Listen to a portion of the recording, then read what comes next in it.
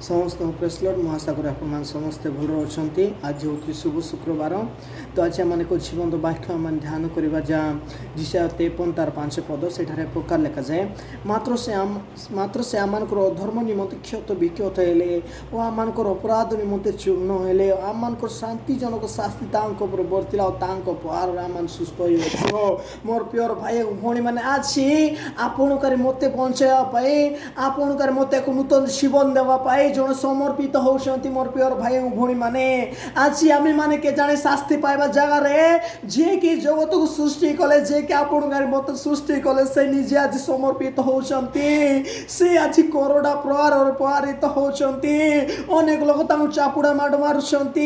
अनेक लोग छेप पकाउंट मोर प्योर भाई और भौणी मैंने दुईटा हाथ कंटा मारुंट दुईटा पादर कंटा मारुंट मोर प्योर भाई और भौणी मैंने मस्तक कंटार मुकुट दौरान मोर प्योर भाई और भौणी मैंने आज प्रभु जीशु ख्रीस्ट आपणकार मोर पाई दिन मृत्युवरण करुँच मोर प्योर भाई और भौणी मैंने किंतु आज आम मैंने से कृष्य विषय को खाली गुड फ्राइडे डे दिन आम कौन कर पालन कौन कर दुखित हो किंतु जिते संडे आसूसी से आम कौन कर चिकेन मटन खाई से जीशु को भूली जाऊँ सोमवार दिन जाए आम कौन कर पुणी थर निज निज कर्म व्यस्त हो जाऊँ प्रभु जीशु ख्रीस्ट से आज मरुना मोर प्योर भाई भौणी मैंने आज प्रभु जीशु ख्रीस्ट एपाई मरुंट जेहेतु आम आज एक नूतन जीवन धारण कर जगत जीवन जापन करवा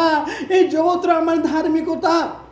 आम स्वर प्रकाश करने प्रभु जीशु ख्रीस्ट आज मरुंट किंतु आम केवल से गुड फ्राइडे दिन आम कौन कर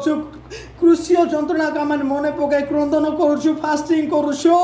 किंतु बाकी दिन आम कौन कर प्रभु को भूली जाए निजर कोविलिया संसार निजर जीवन को बिताऊ धिक आम जीवन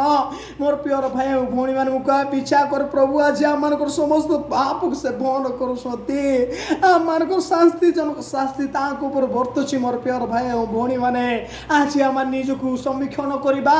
निजर प्रत्येक पाप को आज छाड़ा और नूतन जीवन को धारण करवा मोर प्योर भाई और भौणी मैंने प्रभु जीशु ख्रीस्ट आज आम धर्म निमंते आम शांतिजनक शास्ति बर्तुची आज कौन कर शिष्य मैंने टाणी नहीं भाजिक करोड़ा प्रहार कर हाथ में कंटा मारुंट मस्तक एक कंटा मुकुट दौरान लोक मैंने छेप पकाउंट मोर प्योर भाई और भौणी मैंने मोर आज जेपर ख्रीस्ट आम पाप निमंत उत्सर्गित है से कृष्य जंत्रणा का मन के भूलवा नहीं राज्य जेपरी व्यवहार हेबा एपाई प्रभु आज आम एक पथ देखा मोर प्योर भाई और भौणी मैंने आज केवल गुड फ्राइडे दिन बोले आम सेलिब्रेशन करवा नहीं किंतु प्रभुंकर आम मैंने व्यवहार हेबा ईश्वर इच्छा अटे प्रभुंकर आम मान जेपरी जगत साक्षी बंचवा ईश्वर इच्छा अटे मोर प्योर भाई और भौणी मैंने प्रभु चाहते आज आपणार मुझे शिष्य भाव में व्यवहार हेबा